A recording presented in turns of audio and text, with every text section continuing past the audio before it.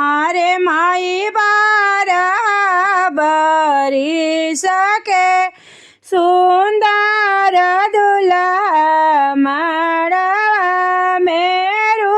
सी गईले माड़वा मेरू सी गईले माई लारी पूछे बहिनी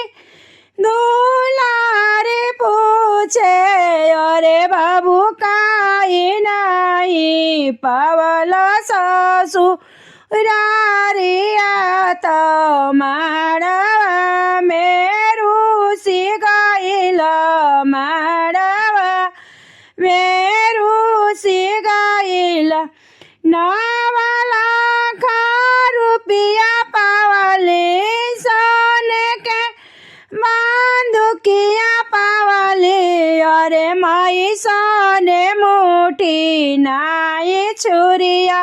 मिलले तो माड़वा मेरू सी गईली माड़वा मेरू सी गईले 9 लाख रुपया पावली सोने का बंदुकिया पावली अरे बहनी नहीं पावली सोने मुठी छुरिया तो माड़वा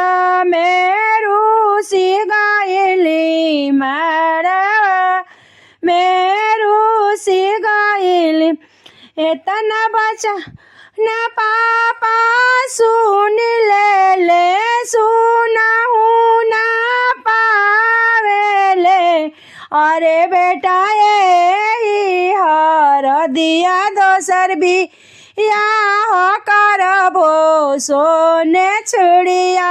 मिल जाई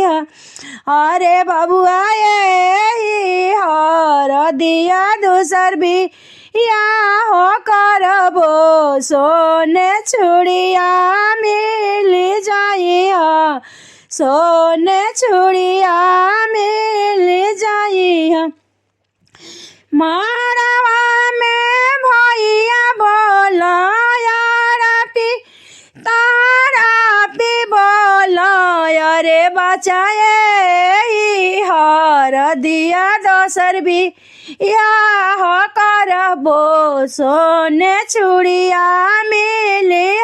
ससुरारी घरा वहाँ खुश होइब ससुरारी माड़वा खुश होइब